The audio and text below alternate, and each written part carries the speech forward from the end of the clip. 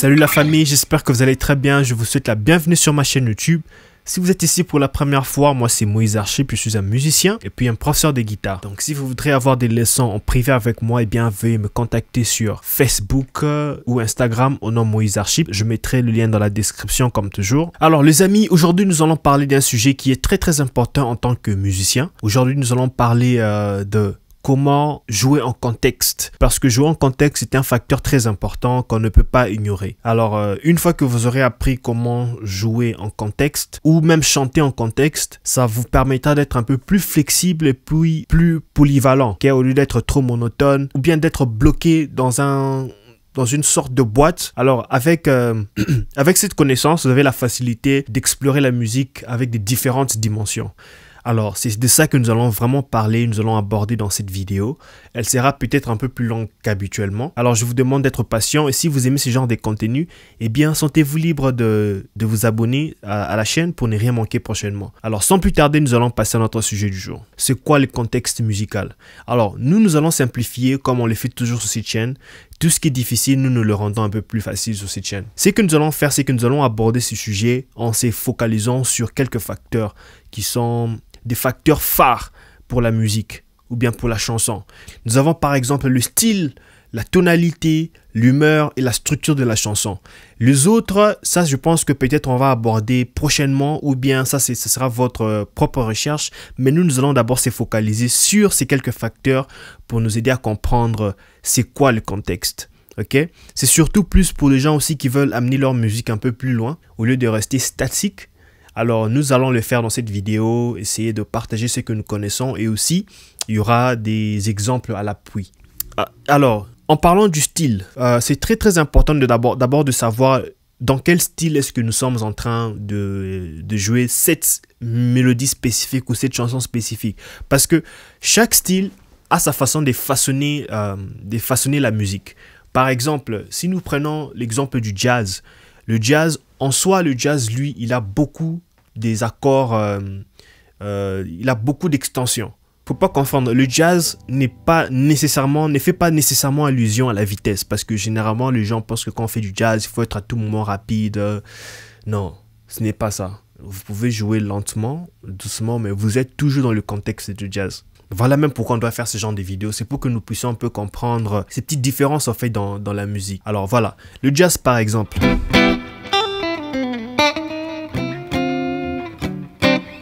Les accords, les types d'accords que nous utilisons, ce ne sont pas les mêmes accords que je vais utiliser par exemple dans la mutoshi ou dans les seben. Il faut que j'arrange un peu ma caméra pour que vous voyez bien.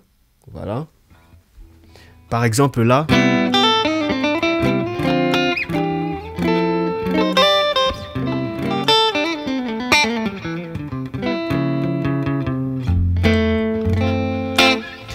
Ce ne sont pas les mêmes accords que je vais utiliser pendant la mutoshi ou bien dans la rumba. La rumba, nous utilisons des accords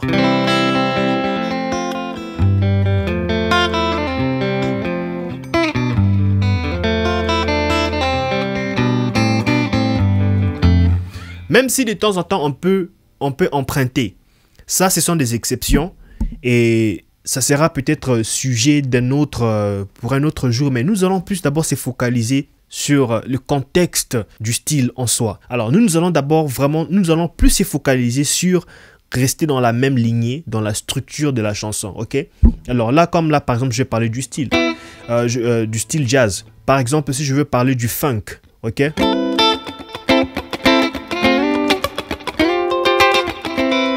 Il y a une façon de jouer, il y a une technique que j'aborde. Parce qu'en fait, on doit arriver à un certain niveau où lorsque tu joues ou lorsque tu écoutes la musique, on peut différencier pour dire « Oh, ça c'est de la rumba, oh, ça c'est du jazz ». C'est ça même, c'est pourquoi on veut d'abord parler du style en soi. Il faut d'abord connaître le style dans lequel nous sommes. Parce que chaque style a des principes qu'il faut respecter. Le problème, c'est que surtout dans la musique africaine en général, on a l'impression que lorsqu'on veut parler des principes, ça devient trop académique. En fait, on ne veut même pas aborder le sujet parce qu'on a l'impression que la musique, c'est seulement une inspiration. Oui, ce sont des inspirations, mais lorsque vous entrez en profondeur, vous allez comprendre qu'il y a des principes qu'on suit. Ok? Par exemple, comme on a parlé au début du jazz, il y a des principes que je dois respecter. Vous voyez? Et c'est pourquoi vous avez aussi, on a ces tendances-là, surtout j'ai remarqué ça dans la musique gospel, surtout dans la musique congolaise. On a des très bons musiciens. Lorsqu'ils jouent notre musique, en tout cas, il n'y a pas photo, il n'y a même pas à discuter, ce sont les meilleurs. Mais lorsqu'ils doivent faire une transition, par exemple, pour des chansons gospel du genre urbain, par exemple, avec les Hillsongs et tout ça. Lorsque vous entendez, par exemple, un guitariste faire le solo, je ne dis pas que tous font ces erreurs-là, mais la plupart d'eux il va faire les phrases qui sont tellement, qui ressort vraiment de la rumba ou de... de la rumba ou bien du seben. Vous voyez un peu. Communément, nous, on avait l'habitude de parler de la musique typique. Vous voyez. Et généralement, ça ne captive pas l'esprit. Pourquoi? Parce que ils ne font pas l'effort d'entrer dans les détails du style maintenant qui est en train d'être abordé. Vous voyez. C'est pourquoi c'est très important de connaître ces petits principes. Par exemple, quand je parlais du style, il y a aussi question de tonalité. Ok, là, on a juste parlé un tout petit peu du style parce que c'est un très grand sujet. Ça peut même nous prendre toute une journée. Mais nous allons juste parler des petits détails. Prenons par exemple maintenant de la tonalité. La tonalité maintenant, elle est très importante parce qu'il faut aussi connaître la tonalité de la chanson dans laquelle nous sommes en train de jouer. Surtout plus si tu veux improviser, tu veux expérimenter. Tu veux expérimenter de nouvelles choses, tu dois être capable de décrire la gamme dans laquelle tu es. Alors aussi, si vous avez toujours des lacunes pour comment trouver une gamme et tout ça, eh bien j'ai une vidéo sur ma chaîne qui parle de ça, qui parle vraiment en profondeur avec beaucoup de détails. Je mettrai le lien dans la description ou bien il faudra cliquer juste le lien qui va apparaître en haut là. Alors voilà quoi, donc il faut connaître la tonalité et troisièmement il faut connaître aussi l'humeur de la chanson. Chaque musique a une humeur qu'on essaie de transmettre et nous savons bien, il y a plusieurs différentes, il y a beaucoup de types d'humeurs, mais généralement on a toujours tendance d'aborder la joie ou la tristesse. Alors, si vous pouvez comprendre et faire la différence entre ces deux concepts, je pense que même votre façon de faire des solos sera aussi différente, ou bien la façon de donner les accords. Par exemple, les accords majeurs sont très joviales.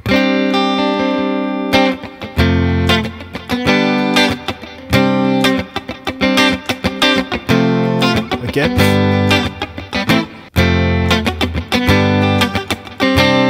Ça, ce sont les accords majeurs. Très jovial. Et les accords mineurs, par exemple, nous avons. Ça devient très triste. Ça devient très triste. Donc on a.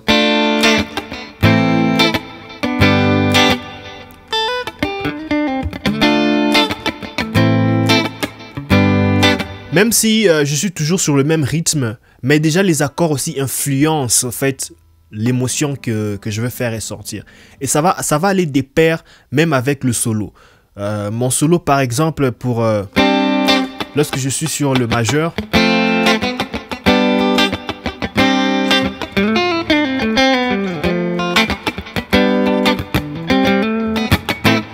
Bon, malheureusement je n'ai pas quelqu'un qui peut jouer pour moi l'accompagnement et puis que je fasse le solo. Mais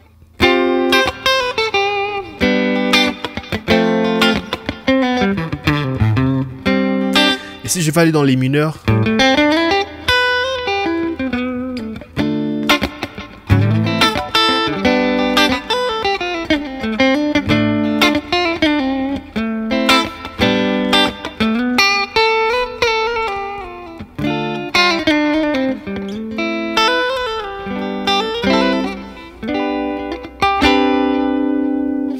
donc ça, ce sont juste des exemples qui me viennent comme ça à l'esprit. C'est pourquoi ne vous attendez pas que ce soit très parfait. Ok, on y va. Là, on a parlé de l'humeur. Et puis, il faut aussi comprendre la structure de la chanson. Comment est-ce que la musique est structurée? Quand est-ce que l'intro vient? Quand est-ce que le refrain vient? Quand est-ce qu'il y a un pont? Quand est-ce qu'il y a... le couplet revient? Ok, parce que chaque structure, en fait, chaque partie de la chanson donne une émotion, un message. Alors, vous devrez être capable de pouvoir traduire chaque message que chaque partie de la chanson donne. Et c'est comme ça que vous saurez comment. Par exemple, vous savez déjà qu'à l'introduction, c'est ça qui introduit la musique. Alors, peut-être il faut pas en faire de trop. Il faut juste... en fait, ça va aussi dépendre de la manière dont vous êtes inspiré. Alors, chaque partie d'une chanson doit ressortir, en fait, un certain message pour que vous ne puissiez pas aller au-delà. Quand vous êtes dans un couplet, il faut rester dans le couplet. Les couplets, généralement, sont plus posés. Et lorsque le refrain vient, le refrain, lui, généralement, c'est lui, en fait, la partie phare de la chanson. Alors, vous pouvez avoir une mélodie plus répétitive, une mélodie un peu plus forte, vous voyez un peu. Donc, c'est un peu ça concernant la structure. Alors, nous évoluons, mais avant d'évoluer, faites-moi savoir en commentaire c'est quoi votre style préféré et si vous voudrez qu'on puisse parler de quel style dans nos prochaines vidéos. Alors, on avance les amis. Alors, avec tout ce dont je parlais, on va maintenant essayer d'aborder ça en contexte. Je vais vous jouer une chanson, ça c'est une composition que j'ai faite avec des amis, mes frères. Parce que j'ai mes frères qui sont aussi musiciens comme moi. Ils jouent ça des instruments. Alors, il nous arrive des fois, on compose. Donc, à la fois, là, je suis en train de faire la publicité. parce que j'ai dit toujours que je suis un musicien. Alors, nous évoluons. Alors, dans cette partie maintenant, dans cette deuxième partie de notre vidéo. Alors, j'ai choisi une chanson. Ça, c'est une chanson... personnel, je dirais. En passant, ça c'est une publicité que je fais. Je suis aussi un artiste musicien, je compose. Alors, il se peut que lorsque j'étais au Congo, il y a un moment, on a composé avec mes amis, mes frères, une chanson. Alors, la chanson, c'est celle que je veux jouer. Donc, si vous voulez me soutenir aussi en ce qui concerne ma musique, eh bien, n'hésitez pas à aller y jeter un coup d'œil. Alors, je vais jouer le morceau et puis nous allons essayer, par rapport à tout ce dont je parlais, nous allons essayer maintenant de classifier par rapport à cette mélodie, ok? Alors, on y va.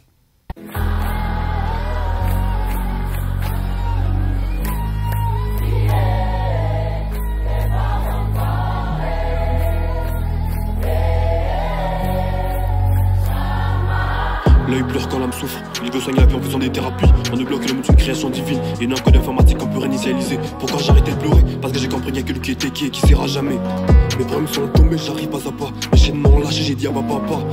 De gloire encore depuis qu'on a appris à marcher par la foi. Ça met au-dessus de me protéger des intempéries plus tantôt. Impossible de dire non quand les écluses des yeux sont ouverts. Les faux, je les échappe. Même sur les débats plus sur CTRL Z. J'ai invité le Christ en moi, son esprit, j'appuie sur CTRL S.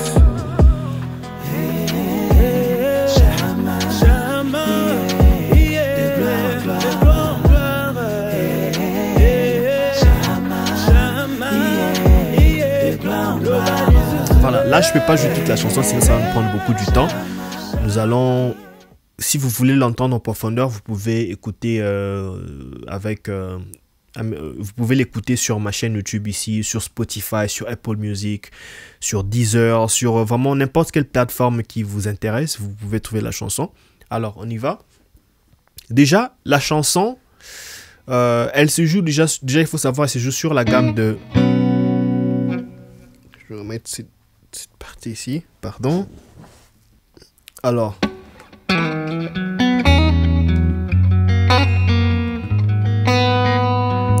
Alors, la chanson en soi, elle se joue sur la gamme de B. B, c'est Si. Donc, on a...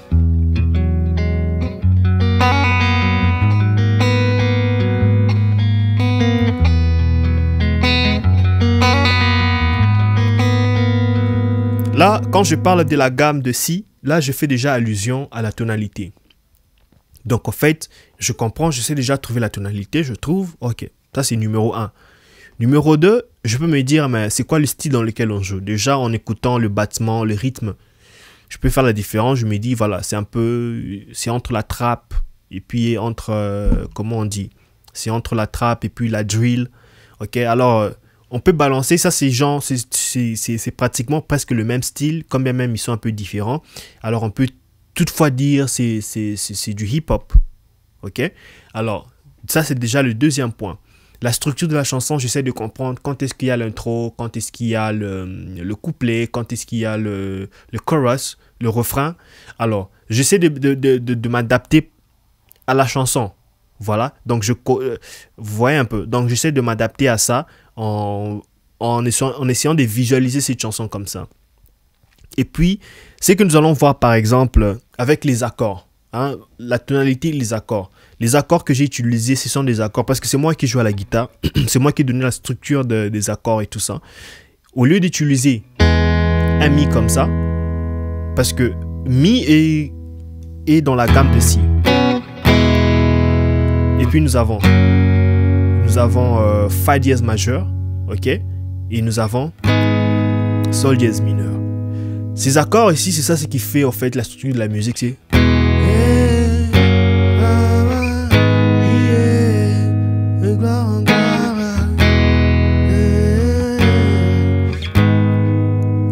ok, même quand il y a le rappeur qui vient et tout ça, c'est ça la structure de la chanson. Mais je me dis, c'est quoi l'émotion, c'est quoi l'humeur que je vais transmettre? Parce que ces accords ici, ces deux-là, sont très joviales, ce sont des accords majeurs. Mais comment est-ce que je peux rendre mon accord majeur, mais je le fais un peu sonner un peu plus... je lui donne un peu une direction mélancolique. C'est pourquoi vous voyez, j'utilise maintenant... toujours un accord majeur, mais il a changé parce que c'est maintenant un truc Head 9. Ok, il y a des augmentés 9 qui sont là. Et c'est... Il y a des accords, il y a des notes qui donnent l'impression que mon accord est ouvert. Au lieu que ça soit comme ça, je fais... Ça devient comme si c'est suspendu. En fait, ça change même la couleur. C'est ça même la flexibilité. Donc, en fait, j'ai le choix. Je peux jouer comme ça, mais je préfère faire ça. Et ça revient aussi au principe de l'embellissement. Si vous voulez aussi apprendre sur l'embellissement, eh bien, j'ai une vidéo toujours sur ma chaîne qui parle de l'embellissement des accords. Et je pense que j'avais aussi essayé d'aborder sur ces sujets ici, des accords ouverts et tout ça. Et lorsque je vais sur notre 6e degré, j'ai la possibilité de faire sol dièse mineur comme ça, mais moi je fais. Ça change carrément même l'émotion, l'humeur de la chanson. C'est pourquoi je vous ai dit que les accords, la tonalité, les accords, tout ça, ça va de pair. Vous voyez, quand bien même, oui, déjà j'ai compris la structure, c'est moi qui ai composé, mais en fait, c'était ça l'intention derrière. C'était ça que j'avais comme intention. Je voulais transmettre un peu une certaine mélancolie derrière cette composition. Vous voyez un peu. Alors, on va passer à notre point suivant. Alors, le point suivant, lui, il parle plus des techniques, ok, et de voicing. Déjà, comme je vous ai parlé, le voicing, on peut toutefois se référer à ce que je viens de dire précédemment sur les accords. Comment est-ce que j'ai choisi? Alors, ça va de pair. Donc, je peux être dans n'importe quelle gamme. Au lieu, par exemple, d'un accord majeur, on va prendre un accord mineur. Au lieu d'un accord mineur simple, on peut prendre un mineur 7. Ok? Au lieu d'un majeur normal, on peut prendre un majeur 7. Et même quand on fait le déchiffrage, on peut choisir de déchiffrer en majeur 7.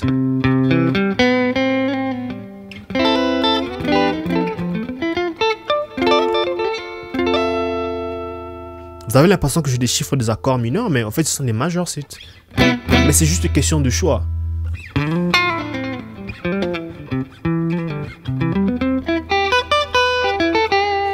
Je peux faire en mode jazz, en mode blues.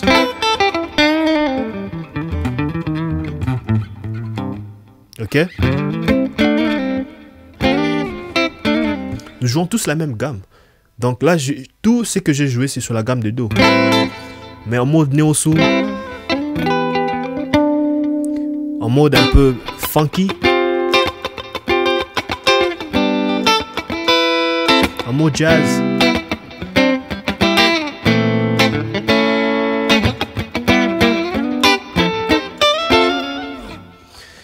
Donc, je sais pas, c'est vraiment un grand sujet, mais je suis en train d'essayer de prendre juste des éléments un peu plus importants. Donc, comment choisir ses voicings, c'est aussi un sujet très important. Peut-être on peut en parler prochainement. Si vous voulez qu'on en parle prochainement, faites-le moi savoir. Plus de commentaires il y en aura, plus on va débattre sur un sujet particulier. Voilà. Et puis, par exemple, les techniques. Les techniques, on a par exemple le strumming, le taping. Vous avez les arpeggios. Vous savez, ce n'est pas pour rien, on veut toujours apprendre un peu plus parce que plus de techniques que vous connaissez, plus de flexibilité vous avez. Dans d'autres musiques, par exemple ce qu'on appelle le emo, c'est un style un peu, surtout plus dans les mangas. Si vous écoutez le manga, souvent leur générique,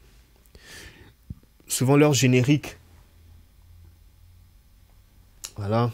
Souvent, leurs génériques et leurs introductions sont ils font du emo. Il y a des tappings. La manière dont ils accordent la guitare, elle est très différente de la manière dont nous accordons en mode standard. Et ils font ce qu'on appelle les open tunings.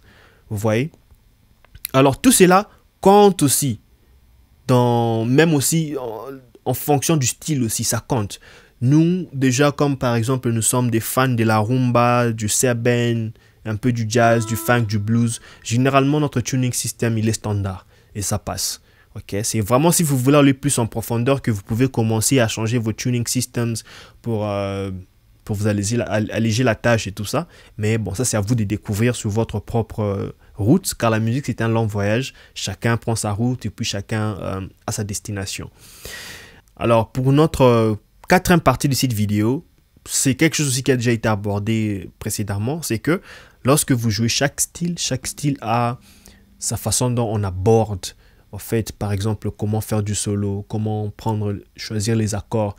Pour une petite récapitulation, par exemple, dans le jazz, on a beaucoup des accords étendus, extended chords. Okay? Vous avez des major 7, des 13e, okay? Des 9e. Alors, tout ça, ça vient pour embellir, pour définir le style. Ok? Et puis, vous avez, par exemple, dans le funk, vous pouvez faire nos accords normaux là et tout ça. Mais vous pouvez aussi ajouter des suspendus. Mais plus, c'est le... Vous voyez? Ça détermine en fait le style, la manière dont le style se joue. Vous prenez par exemple nos serben, la rumba. Si par exemple vous me demandez de faire un solo sur la gamme des mi en mode blues,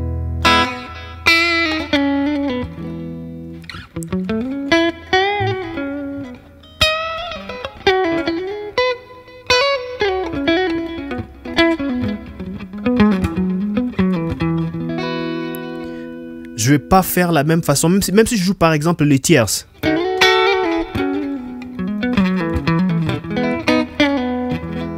Je vais pas les faire la même manière dont je ferais dans le typique. Le typique, quand je parle de typique, je fais allusion au serben, rumba et tout ça.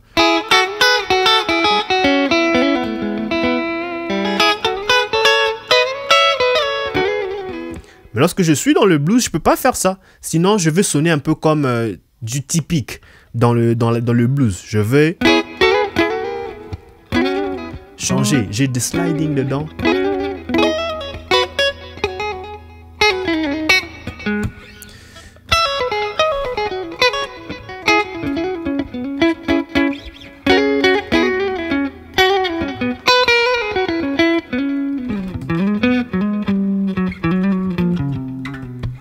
Donc, c'est un peu ça. En gros, si vous voudrez rester en contexte, il faut vraiment beaucoup tenir compte du style, de la structure de la chanson, la tonalité. Et en tenant compte de ces petits points, vous avez maintenant la facilité de jouer en contexte, mais en étant plus flexible. C'est pourquoi vous voyez, vous pouvez jouer du typique et vous sonnez vraiment comme un bon typiqueur. Et quand vous faites un switch vers le jazz, vous sonnez vraiment comme un bon jazzman. Quand vous allez vers le blues, vous êtes comme un bon bluesman. Et lorsque vous rentrez, vous allez dans les zouk, vous sonnez comme un bon musicien de zouk. Vous voyez un peu. C'est ça le plus important. Le plus important, c'est d'abord de comprendre ces points capitaux et l'évolution viendra tout doucement après. Parce qu'après, vous avez maintenant des gens qui mélangent. Vous avez comme par exemple, comme les Percs, quand ils jouent de la musique africaine, mais ils incluent le jazz. Ça, ils ont essayé de mélanger deux styles et ça, c'est un truc qu'ils ont créé eux-mêmes. Alors, c'est une identité qu'ils ont créée et c'est quelque chose de très beau. Mais avant d'abord d'y arriver là, il faut d'abord comprendre le jazz et comment est-ce que la musique africaine se joue. Et c'est quand vous pouvez maintenant le mélanger. Et ça devient un nouveau contexte, vous voyez. Donc, pour comprendre ce genre des histoires, il faut vraiment d'abord bien s'asseoir et puis comprendre le contexte de la musique dans laquelle vous êtes. Okay? Et puis après, maintenant, l'évolution peut maintenant venir. Vous pouvez commencer à mélanger d'autres styles et puis ça fait quelque chose de très beau. Mais vous ne pouvez pas y arriver sans pour autant comprendre ces deux styles que vous voulez mélanger. Alors, c'était un peu ça que je voulais parler aujourd'hui. Alors, si vous aviez aimé cette vidéo, alors n'oubliez pas de vous abonner sur la chaîne, de liker et de partager et aussi de commenter. Alors, faites-moi savoir c'est quoi votre style préféré. Faites-moi savoir de ce que vous voudrez apprendre prochainement, d'une chanson qui vous inspire ou d'un concept que vous voudrez qu'on puisse parler en détail. Ça me fera beaucoup du bien et merci encore pour votre soutien. Voilà, la chaîne est en train de grandir. Ça me fait un grand plaisir de voir l'évolution. Alors, je vous revois au prochain numéro. Bonne chance. À plus.